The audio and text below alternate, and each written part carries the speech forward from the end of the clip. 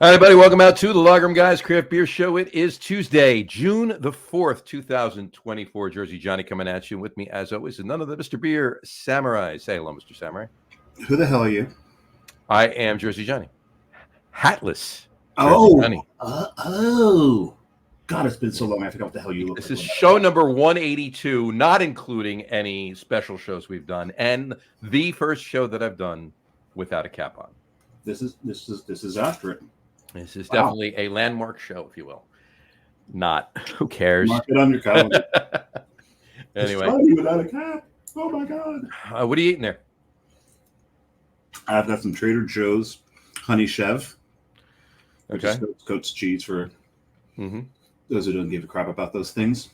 There and you some go. nice crackers. This is really freaking good. Good cheese. Mm-hmm. And why are you eating cheese today? Because it is National Cheese Day. Happy National Cheese Day, folks. Happy National Cheese Day. As you know, every week on the show, we do a whatever day or days it is. Oh, I thought you were going to say every week on the show there's a lot of cheese. There's about that, too. There's every week on the show there's a lot of cheese. That's for certain. Especially tonight, there's going to be a lot of cheese tonight. Oh, yeah. Considering our guest, there should be nice. Between the three of us, forget about it. Mm-hmm. But in any event, if you're interested, we're going to start posting Samurai's calendar. Samurai does a. Oh, I do have to send it to you, don't I? He does have a calendar every month with all of the days on it. Some of them, all of them are legitimate days. Some of them we've actually made, but they are legitimate days, nonetheless. So yeah, some of them I've made up. Some we've made up together. Mm-hmm. So some days, each day has 6 slots in it. Sure. So with 6 slots in it, it's kind of sometimes there isn't 6 things to celebrate. This is true. So every now and then you got to make something up. And it's also, for those of you that don't like cheese but do like alcohol, it is Cognac Day too, National Cognac Day. Happy National Cognac Day.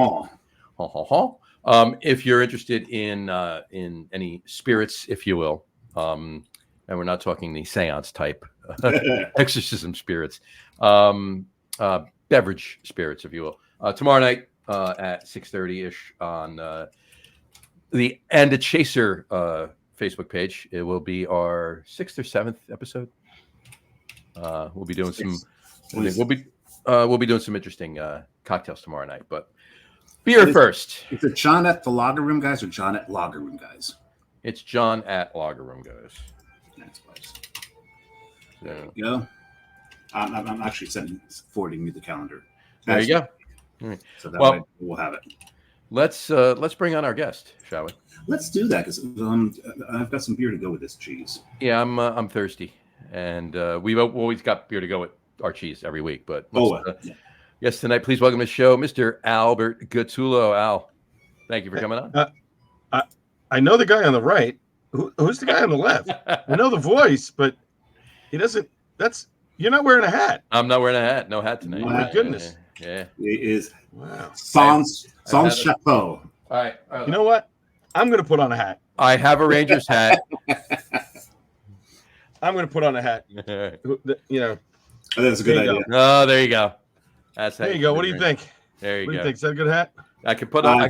I think I've seen you wear that hat before. Yeah, exactly. Well, the guy who gave it to me is the guy whose brewery just shut down over the past weekend.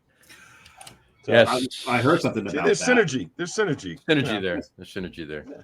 We bring everything together. Yes, we'll talk more about him in a little bit. Or we could start the show with that if you want. I'm fine with that too. Might as well. Up to you. Yeah. Well, you mentioned it already, so let's bring it up. Let's pour beer first, though. I'm thirsty. Okay. What are you drinking first, there, Mr. Gattullo? I am drinking in honor of the fact that Bruce Springsteen's "Born in the USA" was released today, back in 1984. Nice. Which would make that Math Wizards 40 years old. 40 years old. We don't do math. That's from one of the rules. There you go. Glory days from Source. Glory days Very from nice. Source. Very nice. Yeah. Brewed for Bruce. Bro. Yep. No. I actually was just it's a pre-prohibition style lager, much akin to what a Bud was back in the day before it became homogenized, and it's delicious.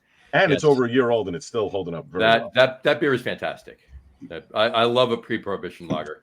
I can drink them. I've had many, and every one that I've had has been better than the last one. If you want, yeah. It doesn't matter what order you read them in either. Right. Exactly. Samurai, what do you have?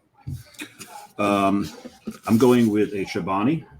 Oh, and there we go. Look at that. Would you look at that? An Anchor West Coast IPA in the Chobani tub. Very nice. Boy, we're all about product placement today. Exactly. That's for sure. So we're going to pour this. So we'll put What that are you up drinking, there. John? I am, ironically, drinking an Anchor West Coast IPA. Look at that. But the thing is, that is the little thing under my name there. Believe in the Schwartz. Now you can probably figure it out because who said it? I forget which cast member in Spaceballs. Yogurt. That's right, yogurt. So there you go. May the Schwartz be with you. There you go. It's all about product placement. About Merchandising. It's all about the Spaceballs, the flamethrower. There we go. So do we want to talk Anchor first, or do we want to talk about this first? Well, let's start with Ross. We've kind of foreshadowed it. We'll get back to it. Yeah. And by the way, this is an OG glass when they were supposed to open in Red Bank. I don't know if you could see that. Oh yeah, it says Red Bank, don't it? It says Red Bank on it. Yep. Actually, it clearly says blue blues. It clearly says All right, in the immortal words of Charlie Brown's teacher. That was just a muted trombone. I know, because I played trombone, and when they gave me that cup mute, I'm like, can you stop doing that? No, never. I have no control. You gave me a mute. I'm using it. There you go. Right. Maybe that's why they made me a bass trombonist. You don't mute a bass trombone. You could. You can. I've seen it done. So I didn't get a chance to get down there before they closed. Actually, a couple friends of mine were heading down there on Saturday, wanted to know if I was going, and I ended up not being able to make it. But it's sad. I mean, John was in a very difficult spot.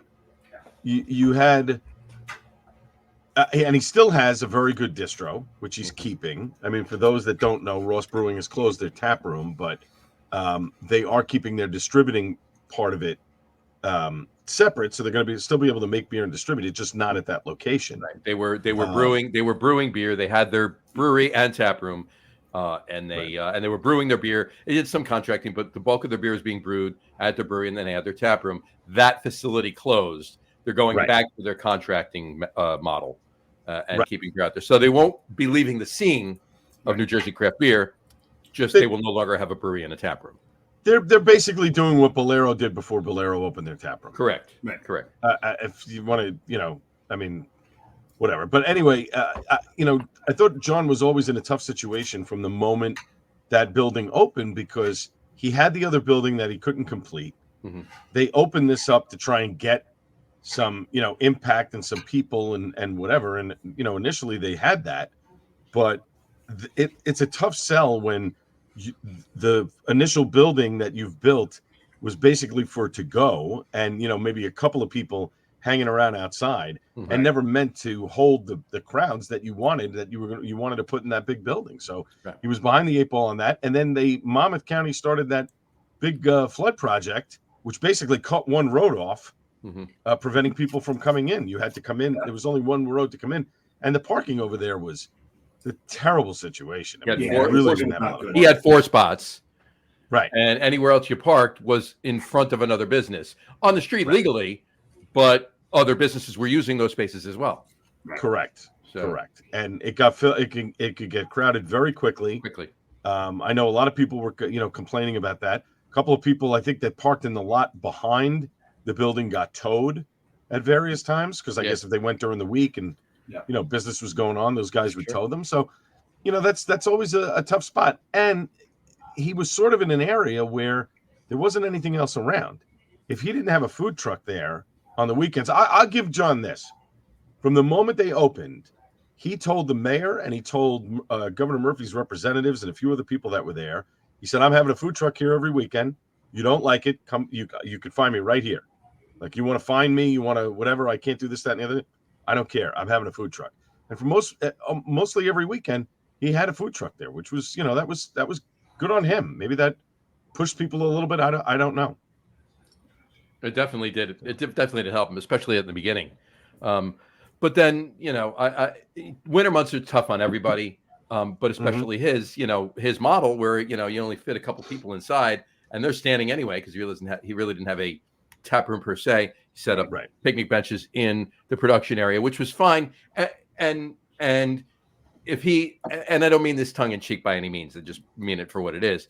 If he had opened 20 years earlier with that model, it would have worked because everybody was doing that, right? It was just picnic benches in the tap room. That's you hung out in the production area.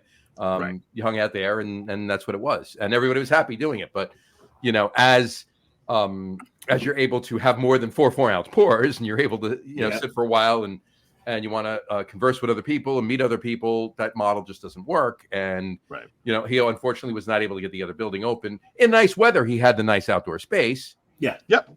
But in nice weather, and nice weather is only 6 months of the year, and maybe 8, and when it doesn't rain, right, and not every day. Rain, I had never been there when it rained. I was there when it was cold, and I have to say, when he had the tent closed and heated, I'll tell you, it was so warm in there, you could take your jacket off. It was not unpleasant. Yes, it was not, it wasn't, adverse, conditions that, oh my God, I don't want to drink a beer when it's cold. But again, I don't think that's the allure. People want an experience. When you walk into a tap room, you want a little bit of an ambiance, something that had some thought behind it, not just a couple of tables and chairs and say, okay, drink your beer.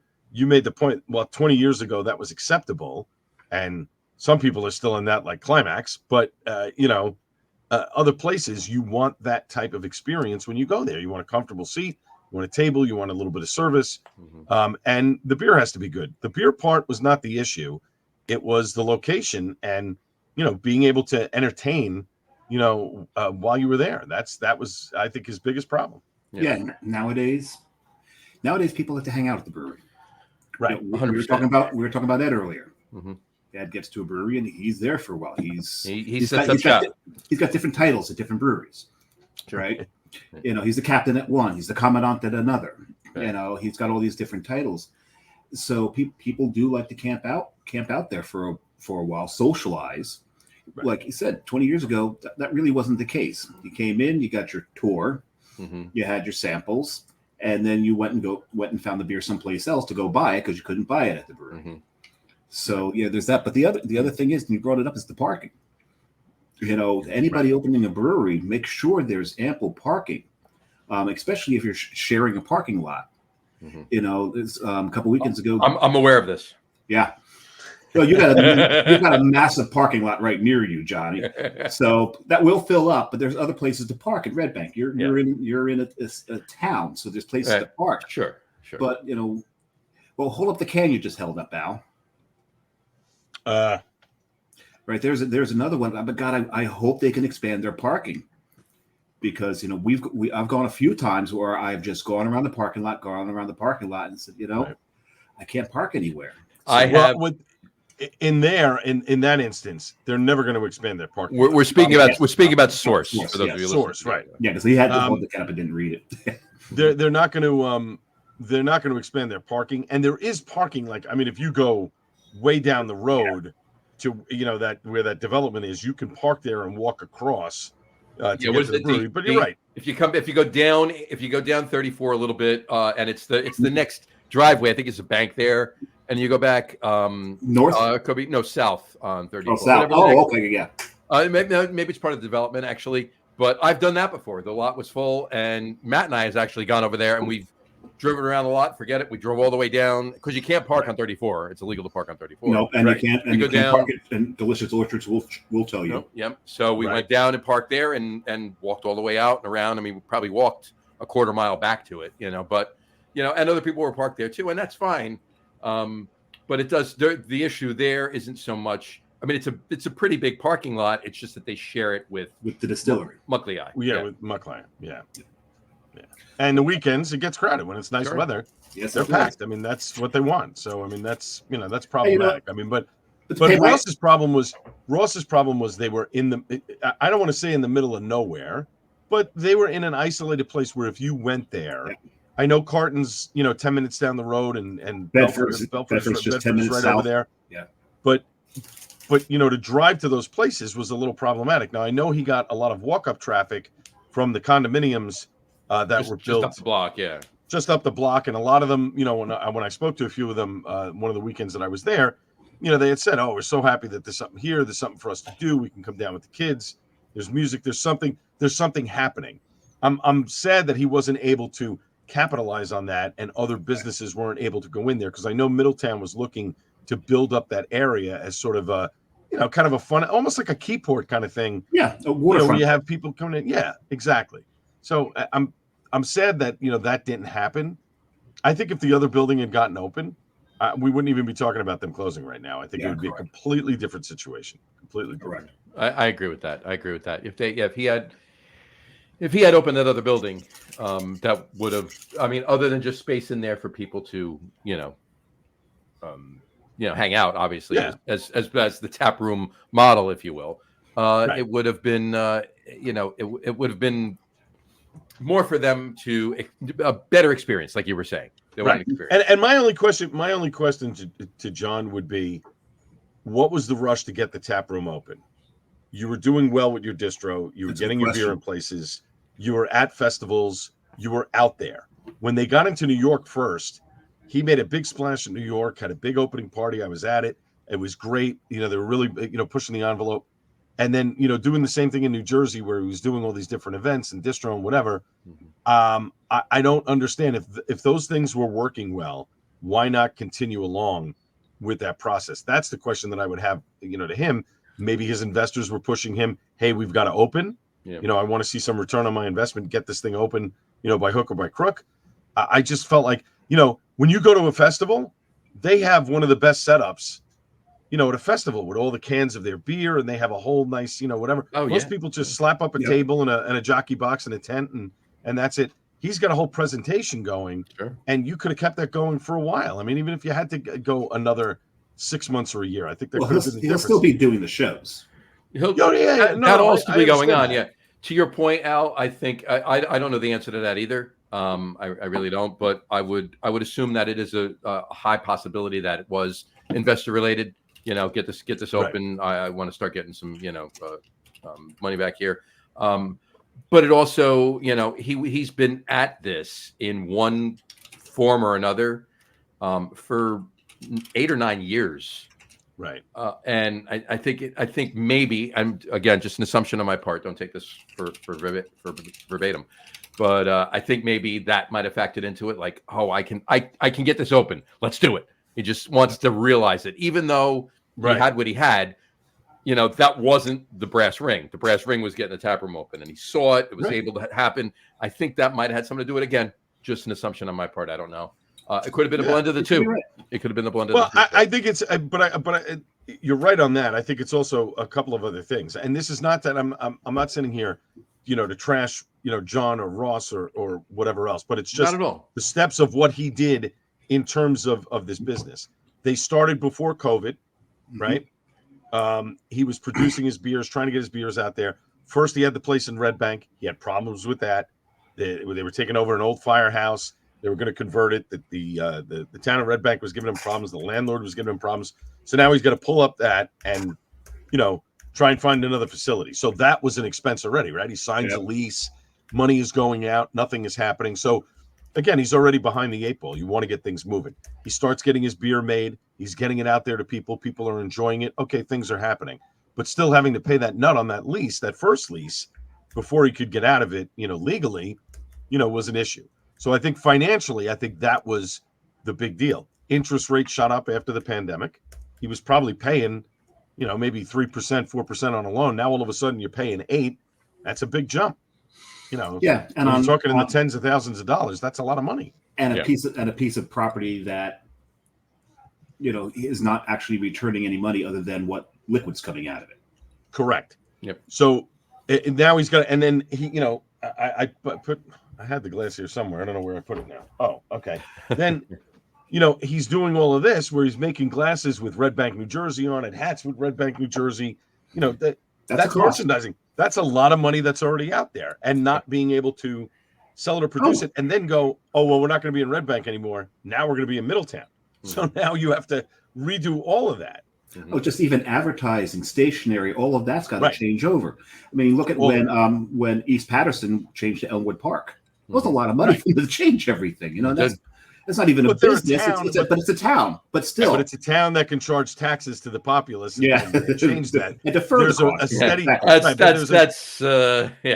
But it's still, I hate to say it, that's a steady revenue stream that's coming in, right? In the beer business, unless you're selling the beer, there is no steady revenue stream. But again, that's actually my point right there, is that you've got that cost them a lot of money, but it hurts more on a small business. And to be fair, he changed brewers a number of times. He had a lot of different people in there trying to make his beer, you know, and I don't know when it comes to the gypsy thing, and John, maybe you can speak to this. You know, Matt, as your brewer, before you guys got in with Five Dimes, you know, you're giving a brewery the recipe. Now, Matt knows everybody, so he can obviously have a hand in the production of the beer. Sure. But there are places that just say, hey, give us the recipe. We'll take care of the rest. 100%. And you're trusting them to make that recipe to your exacting standards. Generally, so that's a tough sell. Yeah, generally contract breweries that you're contracting to do your beer for you, don't want you involved. There's a liability. Because if something goes wrong, if you're involved and something goes wrong with the batch, it's on them. So, you know, even if you did it, it's still on them. So, you know, they don't want it's that. your recipe, but their material and the insurance is on them. Well, you're like hypothetically speaking, you contaminate a batch because you're working on it, right? There's no legality or whatever, but you're contaminating a batch because you're working on it. Then you can sue them for contaminating your batch, even though it was you that did it, you know? So that's just one aspect of it, but that generally is the case. They generally don't want you to. Yeah, sure, Matt. You know, if you know everybody, I mean, there's a little bit of a difference. You can have a hand in it or whatever, but generally the brewery does not let hands-on anything happen like that. And some breweries don't even want you there. Some breweries say, give me the recipe, I'll let you know when it's done. Yeah, that's it. When you get those breweries that dot every I, cross every T, 100%, yeah, and are really sticklers for. So that was an issue. That was an issue for John. I mean, when you're changing brewers over and over again, that, you know, that's a problem. I remember he told me one story one time. He'd hired a guy from Italy to be his brewer when the place opened, and he's like, "We're working on getting him a visa." And I'm going, "Why are you hiring a guy from Italy who may or may not be able to get over here, and you're going to hire somebody else as a stopgap?" That's like, why would you do that? To me, that doesn't make sense. Again, I thought Ross made good beer. I thought the concept of the rivers and the whole thing that he wants to do is great, and I'm glad that he's going to be continuing to do that. That's the silver lining here in the story, right? People have said that the tap room closed, but the brewery is going to continue. It's not a situation like Elementary or Forgotten Border said, look, we can't do this anymore. We're just closing down completely. Right. Sure. His beer is going to be out there. And hopefully that maybe, you know, he's able to sort of narrow it down, really dial in on the stuff that he wants to do. Obviously, he has a very good relationship with Bolero and Barrel Storm and their distribution arm. So I'm assuming that the beer is going to be made at Bolero. I could be wrong, but it would make sense that that's where it continues. Yeah. And if it's going to be made there, he's in good hands. They have an excellent head brewer there, and he knows what he's doing. 100%. They'll be fine. Like you said, the brewery, the physical brewery and tap room is closing down. The brand is not. Right. So Ross will continue. The building that was in Port Monmouth will not. That's the only difference. And there was worry that speaking of brands, right? But speaking of brands, right? You two are drinking it. We are, and I'm about to pour my second. We're moving to second. What do you having for your second? I'm still nursing. I'm drinking the same thing you're drinking, Johnny. We're drinking an Anchor Brewing Porter. And the thing is, I've been sitting on this, holding it, because Anchor Porter comfortable? Now you're using my line on you. But the thing about it is, how old is that? It's actually not that old, because you can see it's got the new branding on it. Oh, okay. So it's got the new branding. It's not that old, but I was holding off on drinking it because for a while there I thought this might be the last one I ever got, and I don't want to hold it too long because we know that eventually it's going to go pennies or whatever. Right. It's got Oh, I don't know how to read their dates. Oh, no, I do. They're easy enough. 01/11/23. So this was brewed January 11th of last year. So Okay. it's a year and 4 months, a year and 5 months old. It's not terrible. But as far as I'm concerned, this is just such a solid porter. Yeah. I think it's the epitome of the American porter. Is it the best American porter? What's No. the epitome of the American Black IPA? Epitome. Yeah. But I just, when I've got someone who's getting into craft beer and I want to get them into some of the darker beers, Sure. this is just such a great beer to hand them. And I'm just so happy now to know that this is not going away. This is one of their key beers. So I'm sure. I gotta be honest with you. This is really nice. That's held up beautifully. It held up great. Not only did it held It's smooth. Not it hold up. It's smooth, and I'm getting a little bit of dark fruit and a little bit of like tobacco and leather in there too, almost as if it were a higher ABV stout or imperial porter that was aged a little bit. Well, if you're getting a little dark fruit, I'm wondering if they use, because that's usually the keynote of Maris. Mm-hmm. So I'm wondering if they used a little bit of Maris in this. And usually when a beer starts to age that's got Maris in it, the dark fruit starts to really build, and then it becomes pennies. And then that pennies will eventually turn into soy sauce. Yeah, but it's not there but yet. This is not there. It's just a little bit of that dark fruit's coming out. It's really nice. Wow. And that's accentuating the chocolate notes as well. Yep. This is very good. It's very good. And you know what? Yeah. It's going to go so well with my honey chev. Yeah, honey chev. There you go. You and your cheese. There we go. But anyway, yes. So to your point, Al, yes, brands. Yeah. So go ahead. The Chobani, the guy who runs Chobani Yogurt, has decided to buy Anchor Brewing. Now I know the real estate price was somewhere around the $40 million mark. Yeah, the yeah, building and everything. But that's everything, though. That's everything, though. Yeah, that's everything. Now, because the original thought was that whoever it was, the employees, they started a grassroots campaign. They were trying to find investors. They wanted to buy the brand. They wanted to buy the intellectual property, the recipes, and then take it elsewhere. This gentleman came in. He bought everything. He bought the equipment. He bought the building. So it will stay. It will reopen where it was, what it was, everything. As Anchor Brewing. That's correct. And what's great is that he told the story about how he acquired Chobani and how he started this yogurt in upstate New York and heard from the families. And it's a great story because as he was talking to these people, he realized that they really cared about the yogurt product, and he called his attorney or whatever the next day and said, I want to buy this. And he said, are you sure you want to do this? Or he called him that night and said, I want to buy this. He said, are you sure you want to do that? Why don't you sleep on it? He did. He got up and he called his lawyer back the next morning and said, no, I want to buy this. These people care about this product. We're going to do something with it. We're going to turn it into something. Nice. And he did. And he basically said the same thing in his video when buying Anchor Steam. He saw heard the stories from the employees.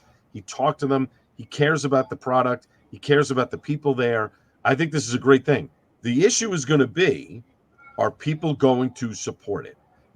When they closed, everybody was screaming about, oh my God, it's an OG and we really need to blah, blah, blah, blah. Well, where were you all these years when Anchor Steam was floundering? And Sapporo, let's be fair. Sapporo bought the brewery thinking that it could brew its beer and couldn't. They couldn't retrofit the equipment. Right. So they basically, which is shocking to me that they didn't do the due diligence beforehand to say, right, we're buying this brewery. Can you make our beer? Above everything, just yeah, freaked me out. Why would they not know that before they spent the money? Especially a Japanese company. Right. But that tells me they're so exacting on everything. That tells me somebody sold them a bill of goods and said, yes, we can do it. It's not a problem. And they lied. I think until it wasn't a problem until it was. Which, and then which is like, it was only a couple of years later that they bought Stone and did what they were doing there. They bought, so what was it? They bought Anchor Steam 7 years ago? 2017. Yeah. So 7 years ago, and they bought Stone in 21, 22, something like that. Yeah. So it was only a couple of years in between. Now they just announced Sapporo Stone. Both facilities are brewing their beer. They're doing it on both coasts. They've added employees. They've done all this great stuff. I'm very happy for them. I think it's a good marriage. It's a good mix for the two of them, and it's going to work out. I'm sad that it didn't work out with Anchorstein, but it's great now that this guy is going to revive this brand. My only question is, do you go back to the old label? No. Keep what you have now? No. Right. This goes bye-bye. This goes Right. bye-bye. I'll speak to that. I was just going to say, the only thing that I can say, I'm super happy that the Chobani owner bought it. Hamdi Ulukaya. Hamdi Ulukaya. I'm wondering what the culture is going to be like there. What do you think? Very funny. All right. Get it? Yogurt culture. Right.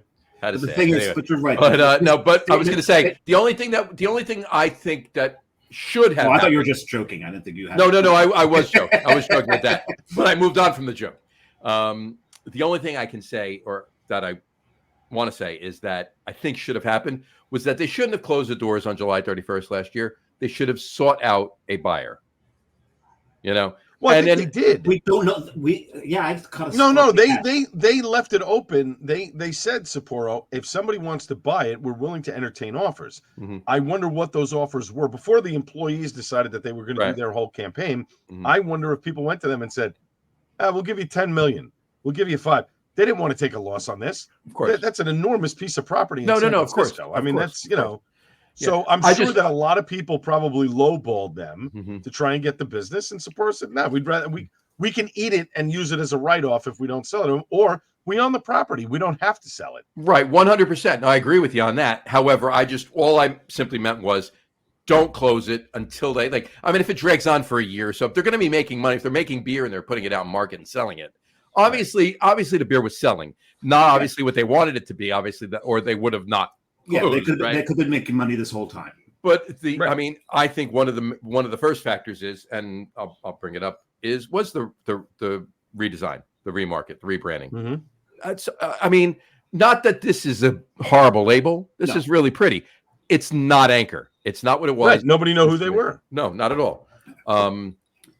I was gonna bring this up really quick. Doug Valicki from Revolution Brewing. If you don't, I don't know if you know him. Foreshadowing. Foreshadowing a little bit, but he has a newsletter. I think he has it's beer aficionado on Instagram. Yes. Okay. Yes. He does videos all the time. He's the marketing guy. He's an attorney. He used to work for others. Or finance. Met him a couple times. I know Doug, but he in a video that he was announcing with this is he had 4 points that he thinks that would help, that he'd like to see them do. Right. Okay. The first one is don't, and we'll talk more about each of these, but I'll just throw them out there right now. I just want to bring it up. I couldn't remember it right now. He'd like to see them not do immediate, go right back to national expansion. Don't, crack out the beer and put it right back in every market like they were doing. No, stay local. San Francisco still loves that beer. Not even the whole state of California. Just start local and build. California, that's it. Yeah. Build from there. Stay in the Bay Area to begin with. Right, exactly. And then go from there. And if it takes 5 years to get back across the states or more, or if ever, do it like that. But at least they're open, and obviously we'll be able to get beer. However, just Northern California and New Jersey. Yeah, perfect. Done. That's it. That's it. Bay Area and Jersey. That's it. Jersey. There you go. But and he almost said the same thing. Bay Area and Chicago, where he is. Yeah. Right? But he said that. He said he wouldn't mind seeing. He thinks it would be a great idea. Apparently, and I didn't know this too. What's the gentleman's name? Hamdi Ulukaya. Hamdi Ulukaya. I'm probably not pronouncing it properly. But the owner now. He said that could be Ulukaya. I don't know. He said that which Chobani, he actually gave up 10% of the company for employee purchasing, for employee ownership of the company. So it was like a buyout, or not buyout, but employee ownership. There's 10% employee ownership. Do something similar with that. He said that would definitely be a wonderful thing. Obviously, employee retention. People think differently when they're an owner. Even no matter how it's. That's the Publix model, and anybody who's ever been into a Publix. Publix, yeah, exactly, right. My God. Sure. There's a huge difference. And that's New Belgium did the same thing. It was all Right. Couple breweries have done that. Couple breweries have done that. Yeah. I think Harpoon does that to a point too, if I'm not mistaken. Do they? Okay. Modern Times did. I don't think they do anymore because of all the turmoil they had, but taken over by Maui. But Yeah, there's a bunch of places that do it. Yeah. He said number 3. I'm getting there. He said number 3. Every piece of intellectual property, every piece of branding, everything that's still in existence with this new branding, burn it. He said, just get rid of it, throw it out, get rid of it. Goodbye. Go back to everything that was the original branding. Everything. I don't disagree with that, but I don't think the new branding sunk them. I don't think that had that great of an impact on what happened. It confused people. It did because I think some people thought, oh, this must be a new beer, and then other people went, oh, this is Anchor. But confused or not, I think it's actually kind of a moot point because, to your point earlier, we had stopped buying it because we took them for granted. Correct. So new labeling, old labeling, we still weren't buying it. Right. So maybe because they weren't doing anything different either. Let's be fair. They were making a California Common. They were making a porter. They were making, their Christmas ale. They were making a few things. But when they jumped into the IPA game, I mean, they were light years behind everybody else. It was like when Sam Adams started doing it. I would say when you're behind Sam Adams on the IPA game, even you're way behind. Yeah. Well, that's right. I mean, we all know that this industry is a what have you done for me lately industry. Yeah. Right. All right. And you can have your flagships. Like there's been breweries that have just stick with their flagships, Anchor, and nothing else, and we see where they're going, right? And there have been breweries that just give up the flagships and just do nothing but new beers all the time, and we see where they go. It's a nice balance of the two. Have your flagships, have your devoted people and devoted drinkers of those flagships. Maybe change them up every now and then, do something special with them, whatever you're going to do. But it's definitely 100% a what have you done for me lately? What's new? What's new? What haven't I checked into on Untapped? That's what I want. I agree, but there is one brewery out there who, through COVID, their 2 flagships got them through COVID. They haven't branched out a lot since. Ever since their brew pub got destroyed by a flood. Alchemist. Sure. They haven't branched out of Focal Banger and Heady Topper in a while. There's a few. They still have a few out there, but their success is entirely built on these 2 beers. They don't really even have to. People still seek them out because they've been around for a long time. They've been around for a long time. They make a quality beer. But then again, so has Anchor. So, but it's the mystique, though, too, Dave. What it is. But the thing is, Anchor's been around. Anchor's been around much longer. No, well, yes, but longer than anybody else. Anybody. Right. So their mystique has worn, except for Yingling. But their mystique has worn off, and they became. When I say mystique, though, I mean like Heady Topper, like take New Jersey. You're not talking about mystique. You're talking more of the availability. Availability. There's another name for it. With who I work for, supply. You think I would know this phrase? Supply and demand. No. It's not that. There's exclusivity. Exclusivity. There you go. That's the word for it. The exclusivity. We just got Heady Topper and Focal Banger in Jersey in the last couple of years because of COVID. Right. Because it's only because of COVID, right? They had to sell their liquor. So it's still creeping across. Okay, so what they're cranking out in Vermont, all right, up in Stowe, is still that exclusivity, right? It's a holy grail. I've never had a Heady Topper. I have to have a Heady Topper. People are still doing that. There's a lot of people that are doing that. But you're taking in the direction I want to take it to. Go ahead. Here's the thing. There's that exclusivity. If Alchemist continues to do this, continues to expand, and gets coast to coast, will they eventually wind up where Anchor is? Where yes. It was like, oh, you can get it now. Yes. And they haven't done anything new. Yes. So absolutely. That's where I was going with it. It's expansion. What is that? Is that a TV show again? But I would just asking. Yes. I think her ears are clogged because she's sick. So she's. I got you. She's listened to it a little extra loud. Is it the kids again or is it dogs? Because last week it was kids. I'm not sure. It's the same show though, right? No. She's all caught up on the show. I have no idea what she's watching now. Anyway, but no, she'll try to get me into it, and I'll resist. And it's the same thing though. 100%. If they get coast to coast, and they flooded the market, and the beer is available wherever, whenever, the exclusivity factor is gone. Anybody can walk into any bodega and buy Heady Topper. or Fokelbagger, yes, they will absolutely eventually, and it might be 20 years from now, maybe not that long, but it could be 10, 15 years, 12 years. Oh, it's not happening anytime soon. No. Right. But eventually it will happen because it's not that the whole factor of this is what have you done for me lately? Business is never changing. That model is never changing. So what I would love to see Alchemist shrink back. I would love to see them. I would love to see them pull back. That's fine too. But there's a number of places have done that. Yeah, exactly. A number of places. We've complained. No, but you could get Coronado beer in New Jersey for the longest time. They pulled back. Yep. They pulled back, and now they're only in Southern California, I think Arizona, a couple of states. It's helped them in their business. Yes. Because they realized we're stretched too thin. Green Flash went all over the United States. Didn't work for them. The owner ended up having the company fell apart. Another guy took it over, and the beer is back. And I don't know if it's any better, but that was another situation where they went too fast and we can get Green Flash everywhere. Founders, I think you can make the same argument. Founders beer is good, but Founders is better when you go to the one tap room that's left in Michigan. They had to pull back on that. Kalamazoo, right? Right. Grand Rapids. Grand Rapids. Kalamazoo, yeah. Yeah, that closed. Grand Rapids. That closed. Oh God, I didn't realize that. Okay. Yeah, they had one in Detroit, and that one closed because there was some racist comments or whatever. I don't know what was going on there. Right. That was that whole mess. And so they took everything back to Cedar Rapids, and now Founders is a beer you can get anywhere, and there's no. When was the last time you saw Founders on a tap somewhere in Jersey? Maybe in cans, maybe saw the All Day IPA. But when did you see the other stuff? You don't see it.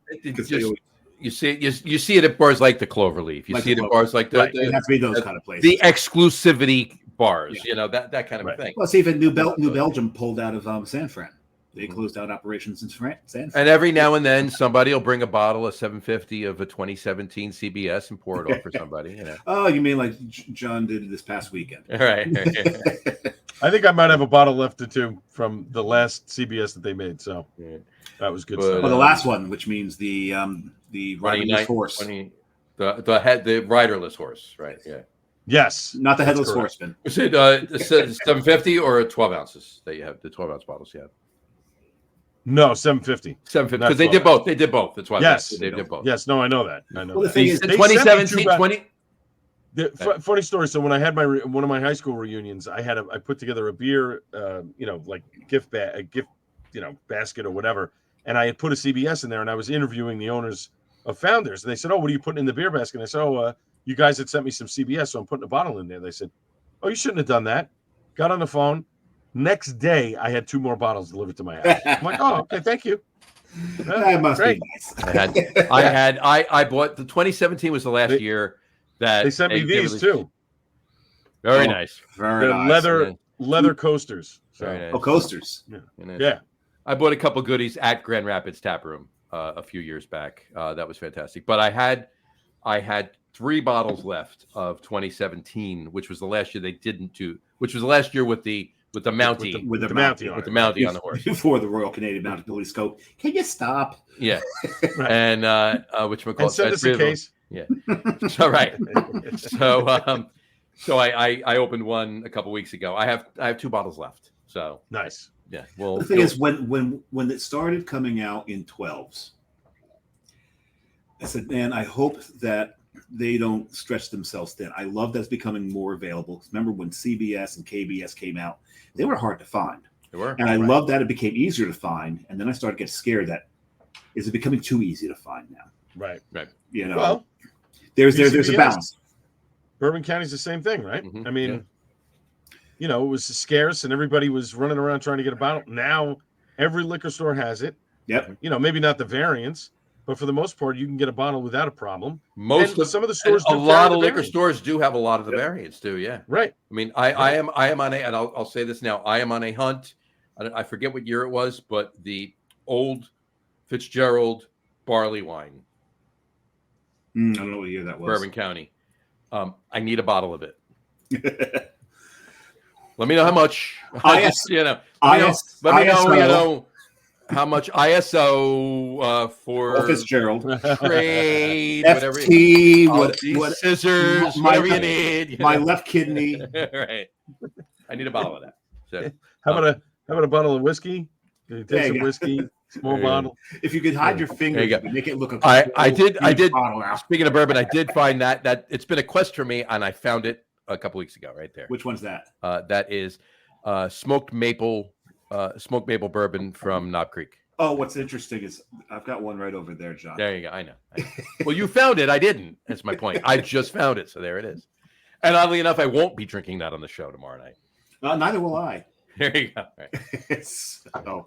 But yes, tomorrow's show, Al, is rye old fashioned. Rye old fashioned. Oh, okay. I like that. It should be. It's going to be an interesting show to see the different directions we go with this. Yep, exactly. But back to Anchor. Anchor. Yeah, so what was the fourth thing? You said three of them. The fourth.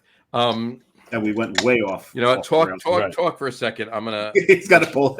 I gotta pull it back up. Yeah, I do. Al, you're opening something else there. What are you? Yeah. Talk about what you open, and then we'll go from there. Yeah. So I'm now I'm done with the alcohol for the evening because I do have to get up. Yeah, Al gets up real early. 2 hours. I get up a lot earlier than Dave and I get up. So right. So I'm going with a little Sam Adams, just a haze, because there was the big story last week about how Suntory was looking to acquire Boston Beer. Yes, there was. This on the same day that the Anchor news came out, but then by late afternoon Friday, both Suntory and Sam Adams denied that they were talking about acquiring the brewery and all this other stuff. And then Jim Cook said basically in a statement, we're not going to comment on rumors. They're just that. We're going to continue to make Boston Beer what it is. And he has said he has the controlling interest in the stock. So he says whether or not they sell or not, even though he's not the majority, like owner anymore. He controls the controlling interest stock. He said not a chance. And he doesn't really have a succession plan. He basically said, I hope I don't die. Like, that's basically the succession plan. Don't die. So I'm kind of happy to see that both of them came out very quickly and said, listen, there's no chance we're not trying to acquire it. Boston Beer is not trying to sell it. There is a partnership between Boston Beer and Suntory for some of their cocktail stuff. But that's it. I mean, interesting. I don't think anything's going to happen to that. So I don't either. I agree with that. I don't think it is. I combined 1 and 2. Okay. He said stay smaller was first, and 2 was stay in California before you expand. So it's kind of 1 and 2. But he did have a 5th, and the 5th was hire him to run the marketing. There you go.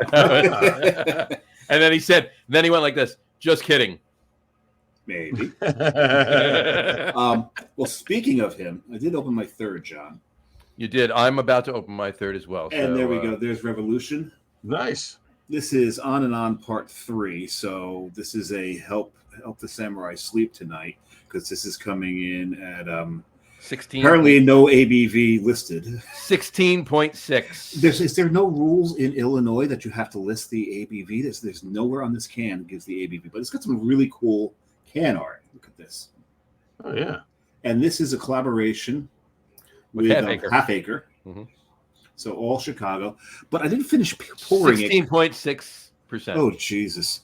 So, but I didn't finish pouring it because I don't know if this is going to show up on camera, but the color of this, let's see if we can get it. It's got a ruby tone to it. Yeah. It's not completely black. It's got a ruby tone to it. I was surprised, and even when you look at the head, it's got that cocoa mocha kind of color to it. So this is going to be interesting. Oh, this smells divine. Smells like divine? No, I've never smelled divine.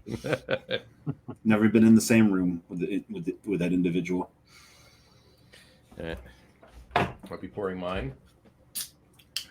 I'm sure mine smells divine. Oh God, that's lovely. Nice. Oh my God, that is beautiful. Yeah, These two breweries know what they're doing. You put them together, and they produce something that's actually quite outstanding. I'm sad that we don't see more Revolution in bars in New Jersey. Yeah, I agree. They made that big impact with Peerless when they came. I ended up meeting Josh Death. He was at Paragon Tap and Table when they had their initial launch. Ended up talking with him. Great beers.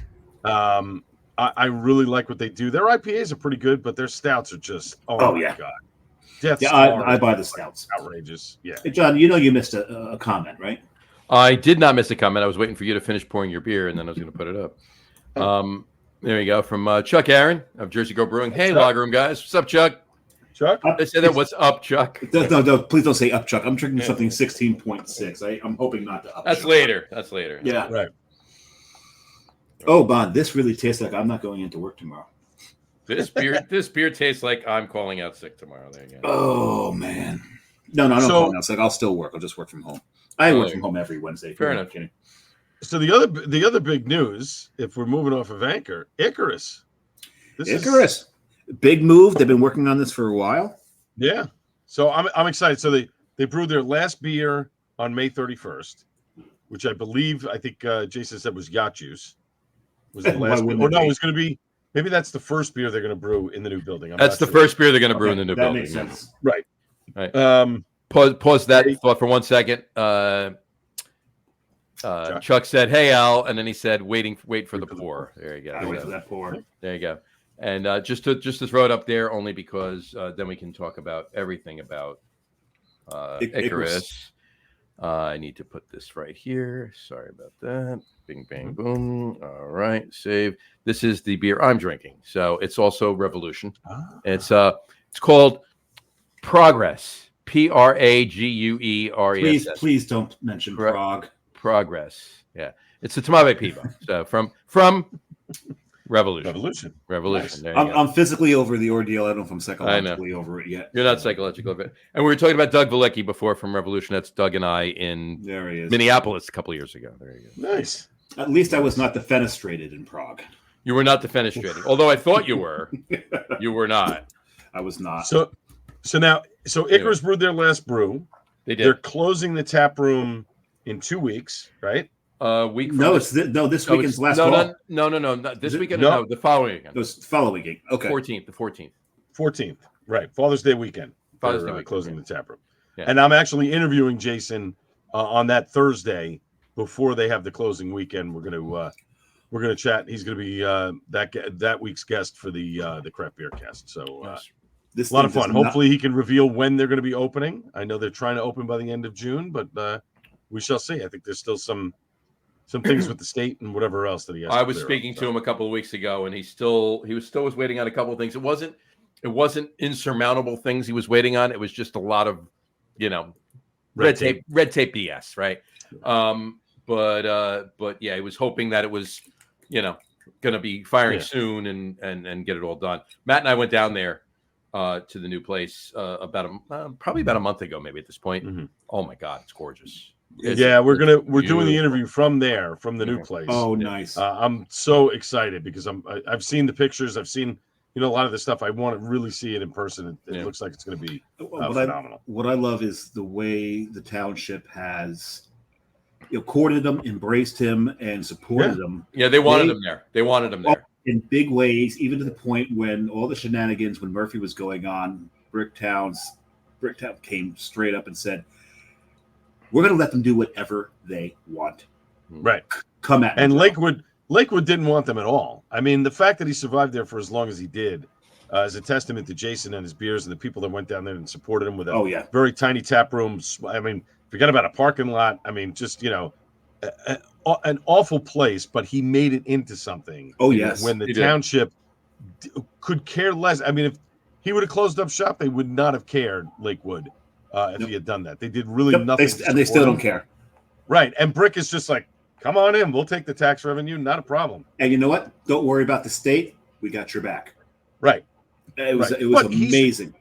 But I have to tell you, I think what Jason is doing right now, and obviously they're not open yet, but I think that's the model that breweries should be modeling themselves after moving forward, right?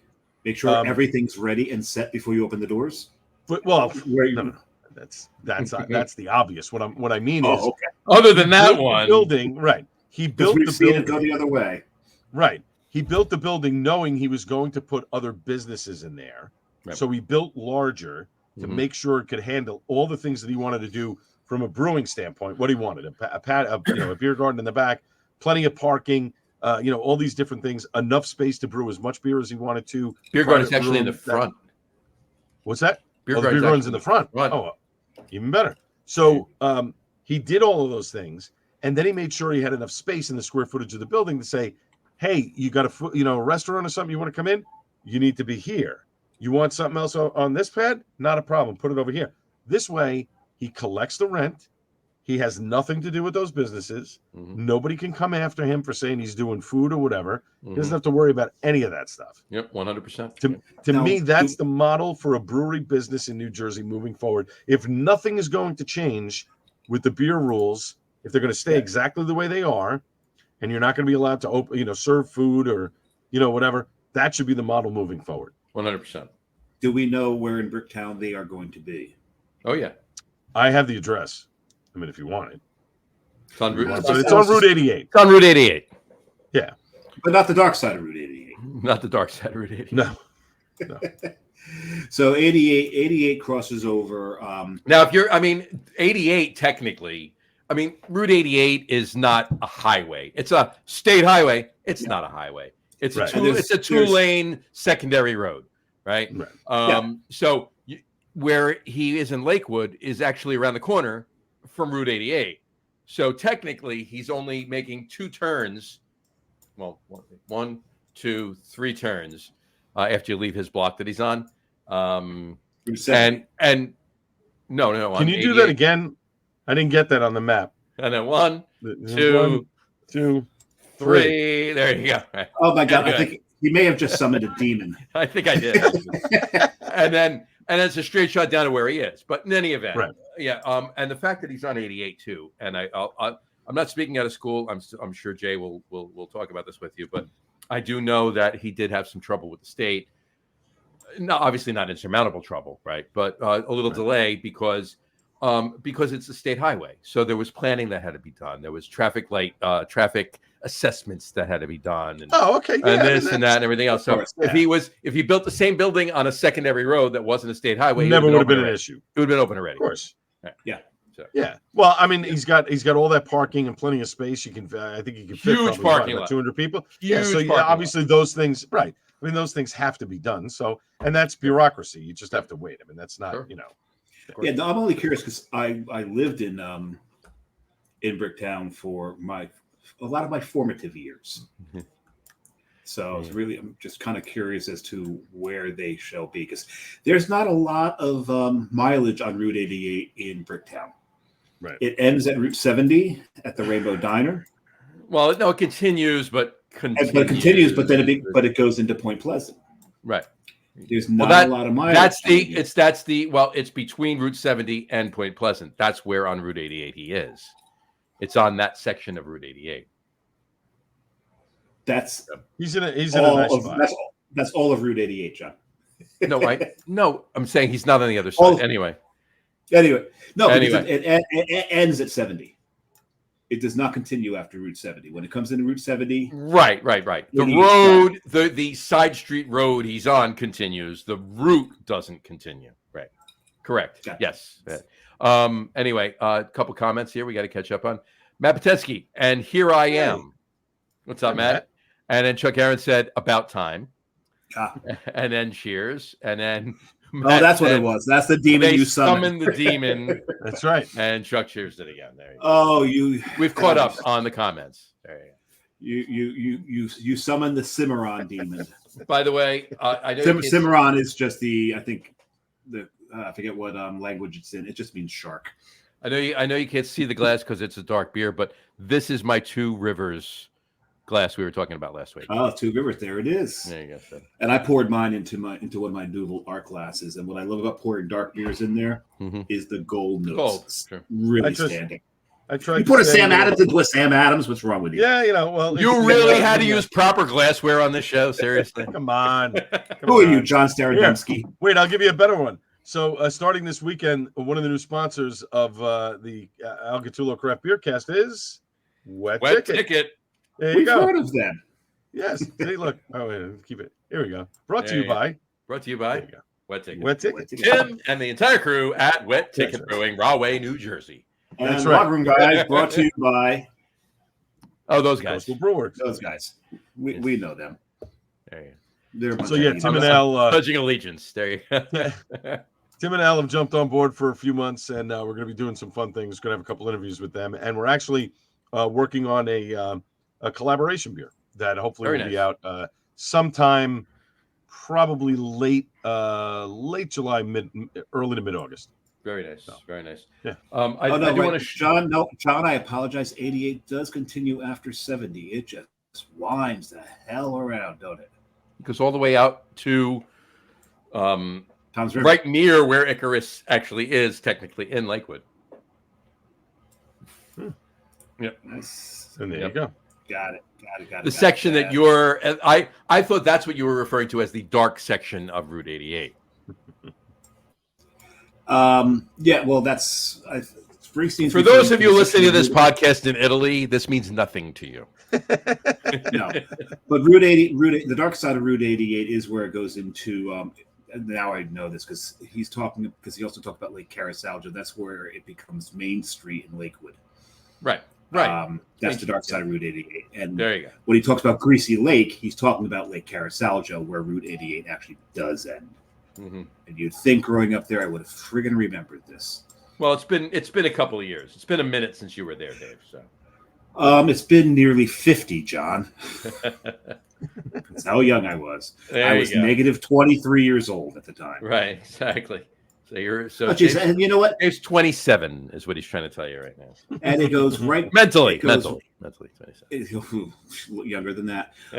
It goes past where I used to bowl in league. It goes right past a car dealership I used to work at. There's a bowling alley right there. Larson Ford is where I used to work. Ford is right there. Yep. Right. Oh, we're good. And if you go down to the CVS at that traffic light and you make a left, and then you go down to the next traffic light and make a left, make a right, and that's where Icarus is right now. On this, that, and that. Yes.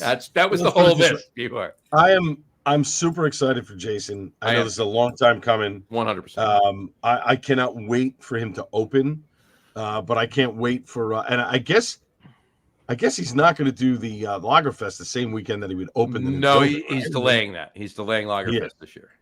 Okay. I tell you what, knowing where he is, I know the traffic that road gets. My goodness, he has got himself a great spot. If he's close to Larson Ford and where I think he's going to be, there's a lot of traffic go down that road. That's great exposure.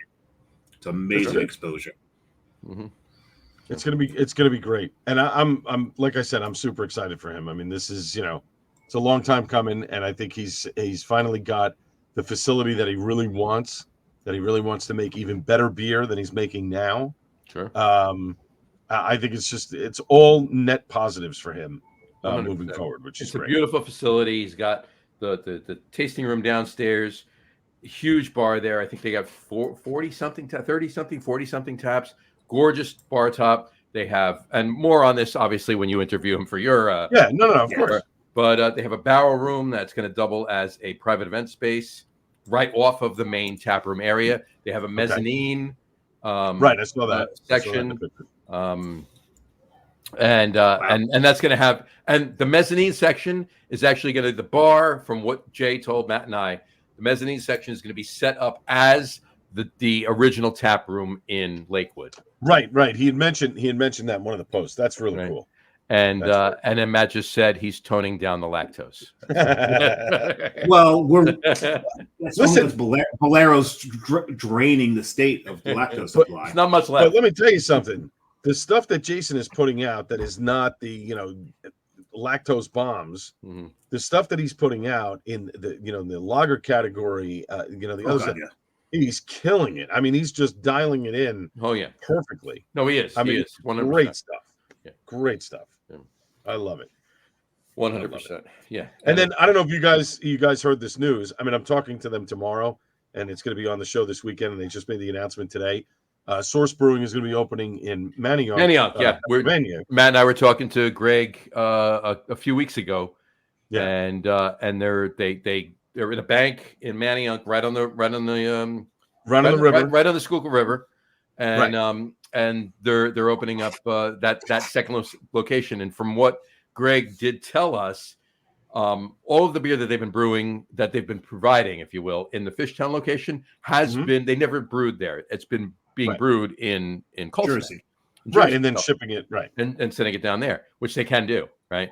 But now the beer for Fishtown is going to be being brewed in the Manayunk location. Correct. So leaving all the beer that's being brewed in Colts Neck for New Jersey. So which is great. It makes everything better for them, so to speak. Yeah, and I'm going to talk to them tomorrow. They sort of let me in on a little bit. I mean, Phil had let me in on a little bit of what they're doing for this location. I'm not going to say anything now. I'll wait until that's of course the tease for Sunday. But I think people are going to be very, very surprised at the concept for this place. Because if you think it's just, Source and Manayunk, and it's just going to be beer, you'd be correct, but you'd also be wrong. Correct. And I'll leave it at that. No. I'll leave it at I know. Greg probably told you. Okay. Correct. So it's a really cool concept, and I think if they can pull it off, wow. I mean, let's put it this way: they could never do something like this in New Jersey. Never. And I'll leave it at that. Not happening. Never. Not even close. Not even close. Nope. Not even close. People's heads in New Jersey, the New Jersey legislators' heads would explode if they even knew what was going on in Pennsylvania. So, and Matt just says, "I know, but won't spill the beans." Yes, just a wild concept. Absolutely, wild concept. I love it. And when he told me, I was like, "Oh my god!" Do it. Everybody, tune into the Gattullo Craft Beer Show. If you want to know what he's talking 11 about. 11 o'clock Sunday night, AM 970. The answer. Interest peaked here. Yeah, gonna be 100%. Fun. Listen, a lot of good stuff coming up next couple of weeks. We got the guys from Source this week. I'm taping Jason next week from Icarus. That'll be on. What are you taping him to? Sunday. I'm taping him. I'm taping him to a chair. I hold him down, and then I'm going to just put the microphone in his face. Exactly right. And then a young woman reached out to me today from I want to make sure I get the name right because I'm bad with this and I'm drinking. Gear House Brewing in Chambersburg, Pennsylvania. Have you guys ever been there? I've heard of it. I've never been there or had anything. I've heard of it. Southwest of York, Pennsylvania. Yeah. Probably about 40 minutes from there. I've heard of it. The owners are actually from New Jersey. They went to Rutgers. Okay. And one of them lived in. You know them? Not necessarily. One of them lived in Brick or whatever. But anyway, I lived in Brick. It's Dave. So, Erin, the vice president, she emailed me today and said, "I listen to your show all the time. It's great." My name's Erin. No, never mind. Yeah, no. Just said, she loved the show and the concept, this and that. Had never heard of them. I looked, I said, you know what? Why don't you guys come on the show? Let's talk more about your beer. There's a Jersey connection. Not that the show's all about Jersey, but why not? So I'm taping them next week for the following week. So it'll be some fun stuff. And John, you and I have to set up a time, maybe the end of June. I'll come down to Five Dimes, and me, you, and Matt will do something for the show. 100%. We need to blow Coastal up a little bit more there. We need to blow it up. And speaking of blowing up Coastal a little bit, we just canned a beer today that's dropping now and this weekend. It's a new beer that we have never released yet. It's called Philosophile. Right? Oh, very nice. Philosophile. There's the. You know label. what? You showed us the label already, but this past weekend you showed us the label. Looks. And it was cool enough on the image you showed us. It's even better on the can. Exactly. Because what kind of beer is this? It's a 6.5% New England IPA. New England style IPA. You got to say it right. It's our rotating hop series. Cool. So this first inaugural whatchamacallit? This first inaugural batch is with Veraca and Strata. Cool. So very a little bit of herbal. Where the check-in will be on Untapped, and it'll be available. Cans are available now if you want to stop by the brewery tomorrow, but it'll be on tap probably Thursday, if not Friday, but definitely for the weekend. So Philosophile. Philosophile is a Greek word term meaning lover of the sea. Okay, so nice, and there you go. And this lover of the sea, not the letter C. Right. Oh, okay. And this picture right here is a photo that Matt actually took in Cozumel a couple of years ago. That is the label. Oh, so we talk about the Caribbean Sea.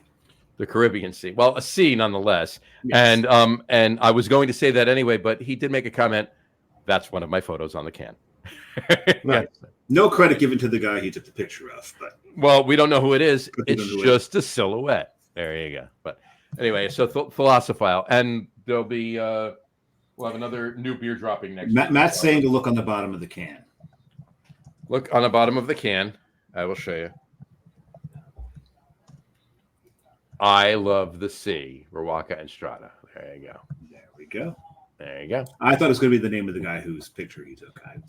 That's I'm aware of the fact that he didn't know who it was. So, if the name was on there, it would have been news to me.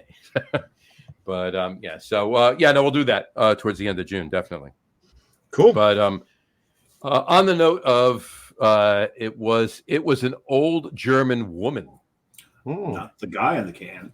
The guy on the can was an old German woman. There you go. So it was the Frau on the can. It was a Frau on the can. Very good. And she had a frown. And she had a frown. The Frau had a frown. Why are you taking my picture? There you go. Why are you taking my picture? On the note of breweries opening, we have not yet mentioned it on the show to wrap it up with breweries opening in New Jersey, Eskerhart. Yes. This has been long anticipated because so many people in the craft beer world, New Jersey craft beer scene, has had the beer. Sure. And they do such amazing stuff that when found out that they've been contract brewing for a bit. Yep, that when they're actually going to get a tap room. Mm-hmm. And from what I understand, that their opening day on their tap room, very, very, very, very long line. Oh, hugely long line. Yeah, no, they had definitely very, very long lines in their tap room. And they're opening. Then they opened in High Rail's location. The High Rail had that car drive through the tap room, and then they wound up closing due to a lot of the reasons for that. So they went in there and they purchased that, and they're in the High Rail location out in Hunterdon County. They're in Hunterdon County. Right. I haven't been there yet. I have not gone out there yet. We need to pick a time and go out there. Yeah, we should absolutely visit out there because somebody the Denny and oh god, what's his wife's name? See, I hate when I drink. I know. I you know what? I didn't say Denny because I couldn't think of his wife's name, so I was just leaving it alone. So New Jersey Beer Partners. I'm sorry. I could look it up, but I'm too lazy to go on the file. I'll find it for you. You talk. I'll get it. No. It'll take me 10 seconds because all I have to do is just scroll through this folder here while I'm looking at you and just look for questions for. Let's see, Denny and Patty. Patty. There you go. They brought me a bottle of the stout back. You told me that when I interviewed them a couple of weeks ago at Wild Air. They gave it to me. They wouldn't even take my money, so I ended up buying a couple of rounds at Wild Air because. I thought that was very nice of them. And that was very good. That was a great show too, by the way. That you did that. That was Thank you. That was fantastic. It's a fascinating story. It really is. They got 2 kids, and yet they travel everywhere to go to all these different beer things. And I think I know them too. They're great. They're great people. They're great, and they support many times. They're great. Yeah. They support beer left and right, and it's awesome. It's just they this was something they wanted to do, and they wanted to have a lot of fun. And it all started because Patty doesn't drink wine. And all of her friends were going to wineries, and she doesn't drink wine. So they stumbled on a brewery, and that's it. There you go. I know. Samurai's like, doesn't like wine. What woman doesn't like wine? I mean, there are some. I'm shocked, but I mean, that had nothing to do with women. It was just who doesn't like wine. All right, fair enough. Not gender specific. Okay. Whatsoever. I'm sorry, I put words in your mouth. I apologize. But no, that actually the look was. I'm looking up Eskerhart. I'll squeeze my stress boob to, with the blur that out. No, hold on. There you go. Yeah. Before we get canceled. No, the look actually had nothing to do with what you had stated. Is I'm looking at an Esker Hart where they're talking about Bob and Brielle, and I must be on the run Esker Hart. Is that possible? Wait, say that again. So I'm on eskerhart.com, and I'm on the About section, and they're talking about Bob D'Angelo, and it's Bob and Brielle they're talking about. In Highbridge, New Jersey. Right. That's them. Okay. You're right. I could have sworn he said Dennis. No, that's not for Esker Hart. That was for New Jersey beer travelers. Oh, okay. So I've confused myself. That's where you got it wrong. 16.6%. And you're only what? Halfway through? Only halfway through quarter. This. No, I'm 2/3 of the way through this. There you go. Matt, good thing about the beer he's drinking, Matt, if you're still watching, I think you are, is the On and On Part 3 that we had with cigars about. Oh my God, this would go so well with cigar. It did go very well with cigars. That would make this beer so damn sweet. It would make it so fruit forward. You're just canceling out all the roast of it. I can see that that would turn this beer almost into candy. Wow. Exactly. But there you go. But there you go. And Matt just said Revolution still killing it. Absolutely. Oh yeah. I don't expect them to ever stop. Actually, he said Revolution still killing it. Yeah, those sausage fingers at work. Those, I'm sorry, kielbasi fingers at work. My best friend and I are planning a trip to Chicago next year, and that's one of the stops we're going to do. We're going to try and do we're definitely doing a Cubs game, but I'd like to do it, like Mets Cubs if we can. If we can't, not a big deal, but definitely doing a Cubs game and definitely hitting Revolution. You got to go up to Logan Park and go to Revolution. Go to the tap room. You got to go to Wrigley too. But the last time I was going to Wrigley. What's that? Yeah, but he said he's going to Wrigley. Wrigley is yeah, absolutely. I got to go to Wrigley while I just forgot Harry Carey was still alive. Oh, there you go. I haven't. I did not get there while Harry. I got to. Ladies and gentlemen, 16.6% ABV. There you go. Anyway, so Logan Park though, it's off Milwaukee Ave. It's a California station on the red line or the blue line. I think it's the blue line. One of the two. But it's just up the block on Milwaukee. The Revolution Tap Room. It's fantastic. I mean, I sat there, and my quest that day was to have all 24 beers they had on tap and the 3 casks they had on cask. Oh my God! Wow! And I did, and I don't remember much of the train ride back. I wouldn't imagine. How early did you start? I started at noon, right at noon when they opened. Oh, okay. I was there for quite a while. You'll let the closing. That's a day. I was afraid while you're going through where it was, you were going to hand jive a map again. No, I wasn't. Anyway. Oh yes, people need to see that. And anybody listening to the audio podcast, they didn't need to see my throwback to 46 years ago with the Grease hand drive. Yes, right. Grease. What a great message that is for young ladies. Not even. It was 1978. All right, things were different then. All right, yes. A lot different. We were all a lot younger too. I just know a coworker whose teenage daughter was in a production of Grease, and they had to remove so much of. Oh hell yeah! Of that. Oh yeah! I remember I was in grammar school.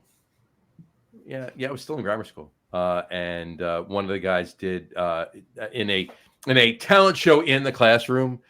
He sung "Grease Lightning." Oh God, no! Okay, and he use the phrase? And he PW? said. Didn't even realize what he was saying. He says, and it ain't no shit. We'll be getting lots of tit in Grease Lightning.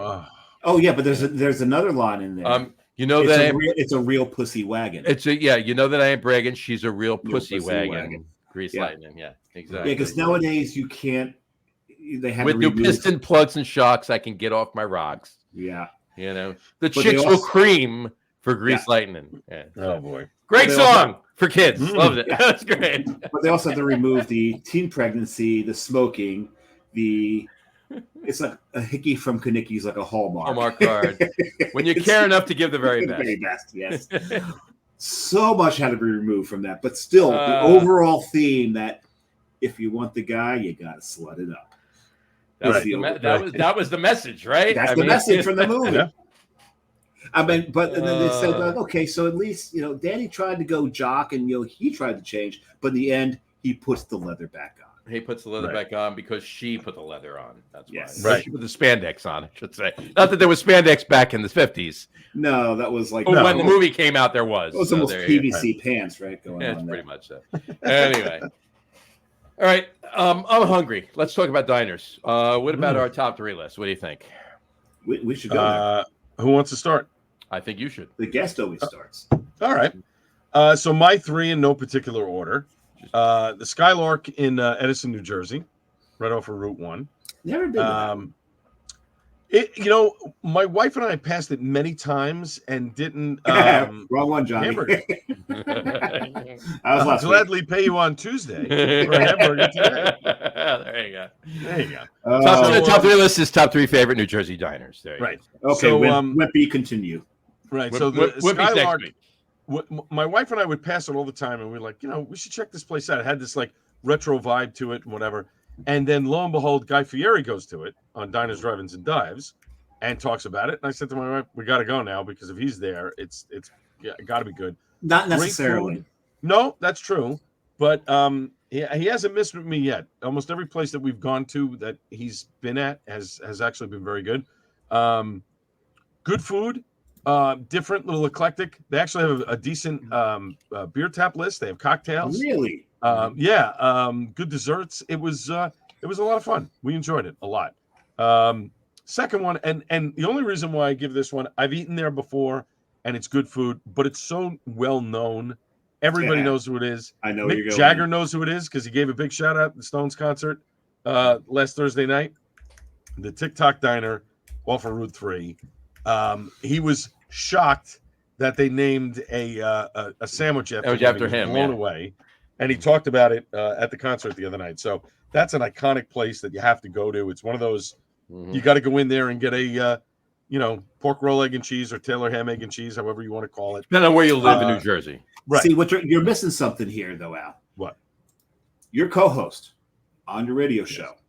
Yes. Playing Frank Sinatra. Yes. Says to someone playing Sinead O'Connor, you can either open for me or you can headline at the TikTok. Do you remember that? Yes, I do. That's a good point. That's a good point. And the TikTok that's there now is not the original TikTok. The original TikTok was sold and moved to Florida. The building. It's in the same location. It's the same exact building location. Went to Florida. They built another structure. Right next to Trader Joe's, where the cheese I was eating came from, but not that particular Trader Joe's, mind you. But and the thing is, they got to get rid of probably a lot of their health department issues by moving the building. Just removing the building and building a new one. Funny how that happens. And then finally, my third diner is the Brownstone in Jersey City. Sure. Phenomenal pancakes. I've heard this. I've never been. It's on my list. Unbelievable. Like if you have a sweet tooth, they do all this crazy stuff. It was another one of these that it was an old show that Guy Fieri had been there, and the guy showing them how they're just cranking pancakes and doing all kinds of stuff and whatever. And I said to her, I'm like, we've never been there. And literally, it's off of 78. Like you come off the exit, it's a couple of turns, boom, you're there. Great spot, excellent food, but the pancakes, the breakfast stuff is to die for. It's fantastic. Okay, so John, do you know what Matt's talking about here? They have boat. Is he talking about Skylark has boat? I'm looking right now. Skylark is really good and has craft beer. They have boat, Dave. There you go. Okay. Now you gotta go. You know, I gotta go. There you go. That's my thing. Okay, a couple things, but Al, you're talking about Triple D, going to places and having to go to where they've been.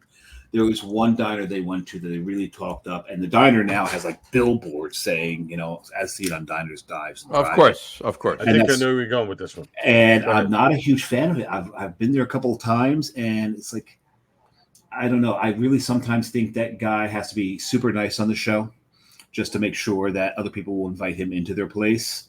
Mm-hmm. But I was never impressed with the Jefferson Diner.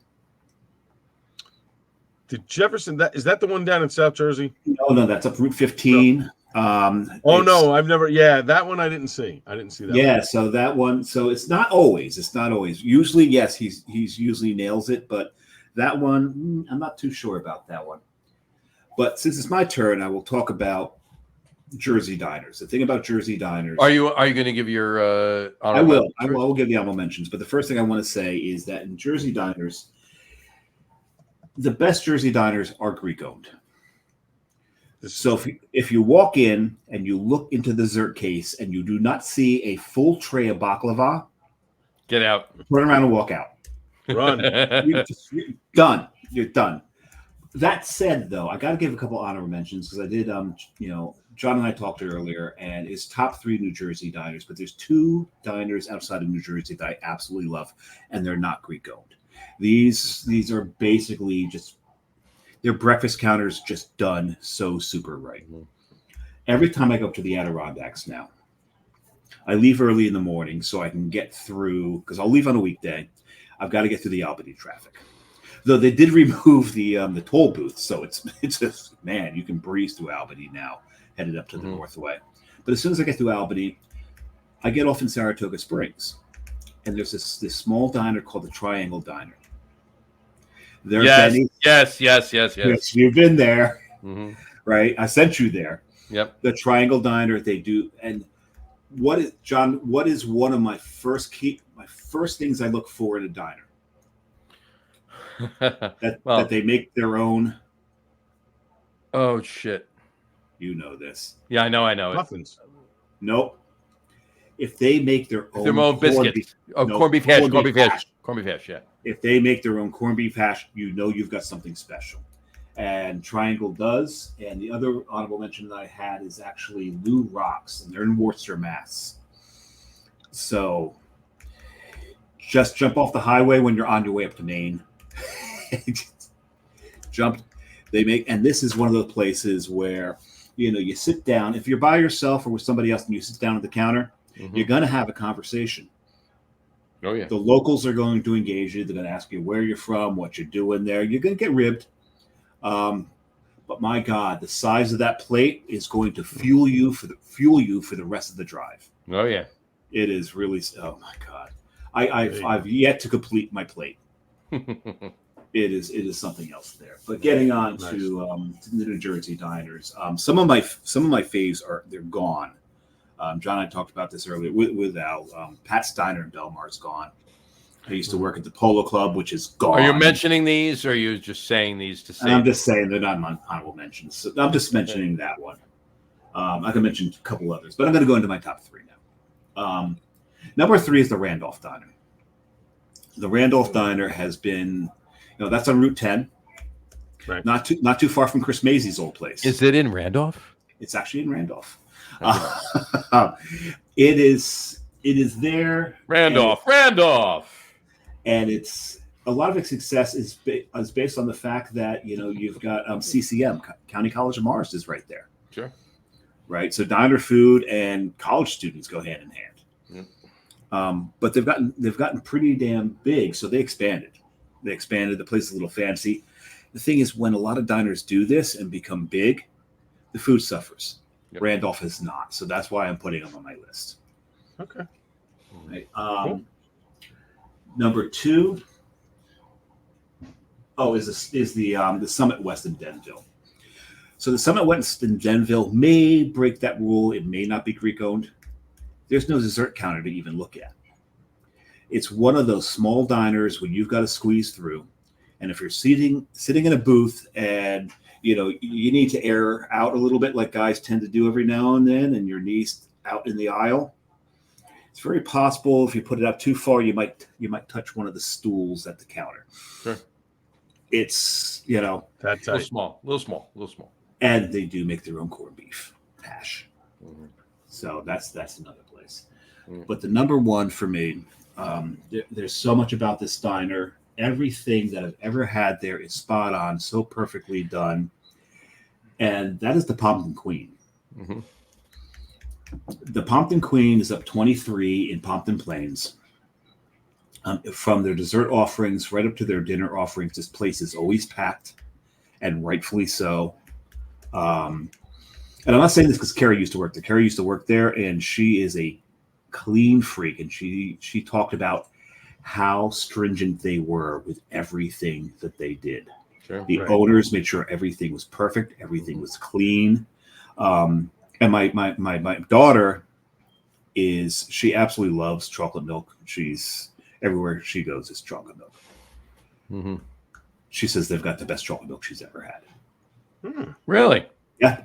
So it's this place, Pompton Queen. If you're up 23 up that way north of Wayne, and there's right near it, there's actually a pretty damn good Bottle King.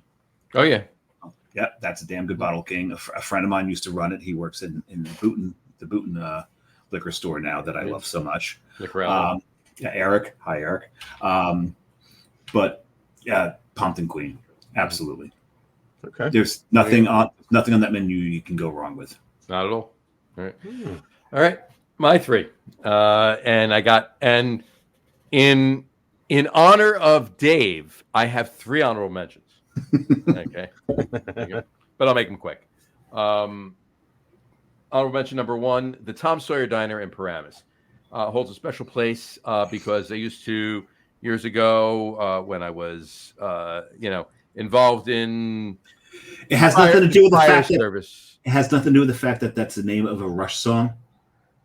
Can I get there, please? I'm just wondering. I let you talk. All right. Anyway. I was asking. Anyway, we used to have monthly meetings in Paramus, and for one particular organization I was with, and the post meeting, if you will, was at the Tom Sawyer Diner, and this particular diner closed at midnight at the time. Now, all diners, there's hardly ever a 24-hour diner anymore. I mean, not anymore. COVID put the kibosh on that. But this diner was way back then. Was till midnight, and that was it. And so we used to, the meetings would be over at 9. We'd go to the diner, we'd stay there, they'd kick us out at midnight, and then we'd have another half an hour to an hour in the parking lot, BS. So, but the food was phenomenal. It was great on Ridgewood Avenue, East Ridgewood. Just Ridgewood Avenue. No, in Paramus. it's Ridgewood. You're right. No, but it was it was between 17 and the Parkway. But that's right still East Road. That's still East Ridgewood. It's East Ridgewood Avenue, yeah. So, and phenomenal. So that was good. Number 2 and of course, Tom Sawyer is a Rush song. So there's a little bonus there. There you go. Like you said. Diner number 2 on the honorable mentions is I don't know you at all. I know. when I was a kid, my father owned Thuman's Routes, so I did all of that. Used to go out with him all the time. Years ago, when I was literally 8, 9, 10, 11, I'd go out with him in the summer, right? I'd go out on the road with him. And one of his first stops was in Jersey City, right near the Holland Tunnel. On the way over, like you'd make a left away from the Holland Tunnel, and you'd be on your way to Hoboken. Was a diner called Ted's Diner, right? It was literally a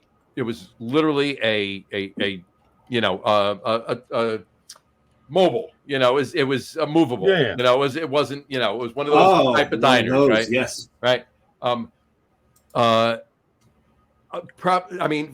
Earliest memories of diners. That was one of them. Great breakfast. I only ever had breakfast there, right? Because that was when we went, right? I was a kid, right?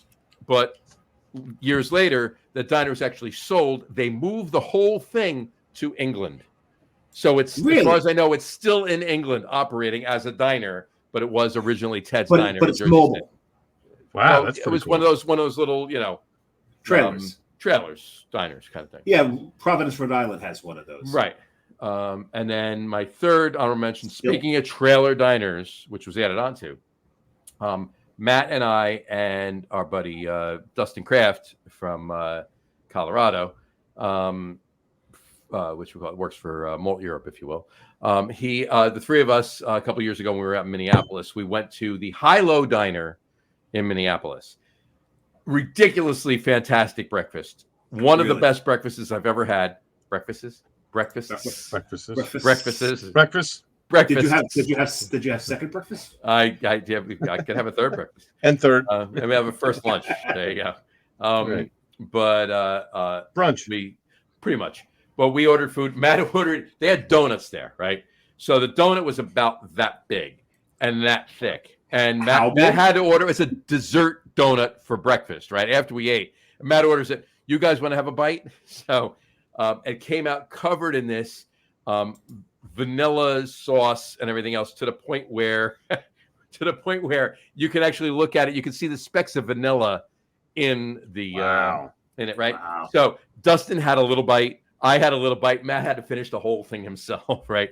And Matt just commented. He said it was about a 10,000 calorie donut. He said, Sounds and about right. Quite literally it was. And you're probably up for about 72 hours with all the sugar. Oh, he was. Oof. Like Matt's not jittery enough, right? So, but the thing about Bolero's calling. They want that donut. They want that donut back. They're going to put it in their brew kettle. Right. They would put about 3,000 of them in the brew kettle. Exactly. So the High Low Diner, ironically, the same story, but it was in reverse. That's the landing place of that diner. It originated back in the 50s in Pittsburgh, and it was sold and made its way and migrated out to Minneapolis. And made it to Minneapolis. It's still the trailer, and they added on to it in Minneapolis. Wow. So that's where we're at. That was good. That's pretty cool. Matt said, luckily, I drank enough to get to sleep. He did. I can attest to that. He did. I did too, but I can attest to that. Did you rock him to sleep in your arms? I did not. No, he fell asleep before I did. So. I'm just checking. One of us, whoever fell asleep first, the other one had to put up with the other one snoring to get to sleep. But, anyway. I thought you were going to say whoever fell asleep first was the inner spoon. No spoons. Separate. We're apart. Yeah. Anyway. So that's my honorable mentions. I'll go through the top three faster because ironically, I have more stories about the honorable mentions than I do about the top three. I have like a few more honorable mentions that have a lot of stories to it, but I laid off. So the top three, just listen them down really quick. Number 3, and you can't talk about diners, especially North Jersey diners, without saying Tops Diner in East Newark. Yes, Tops Diner in East Newark, stupid good, crazy good food. I could tell you stories. I thought that was Harrison. It's in East Newark. It's right next to Harrison, but it's in East Newark. One story there. I was on the fire department in North Arlington. We have a hazardous materials response team, and a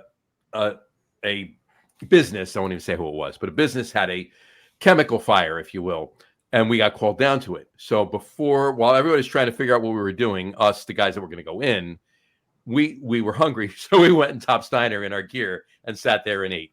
So how'd you find parking? Well, we responded on trucks.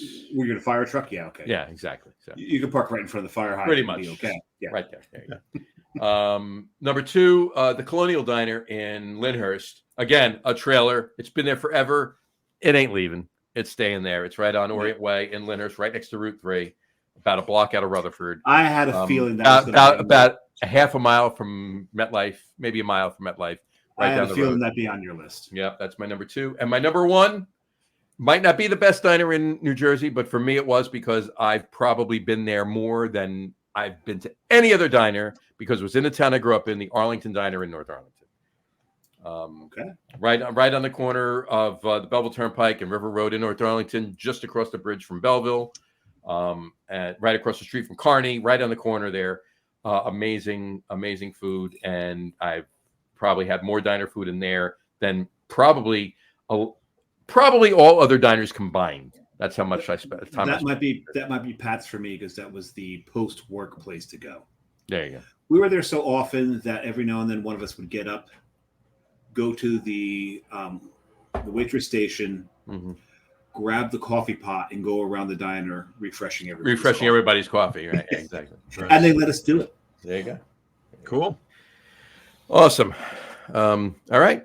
That's today's list. Hey, good show. I'm happy, thrilled as a consumer, Yeah, and also as a beer person, that Anchor is back. Yes.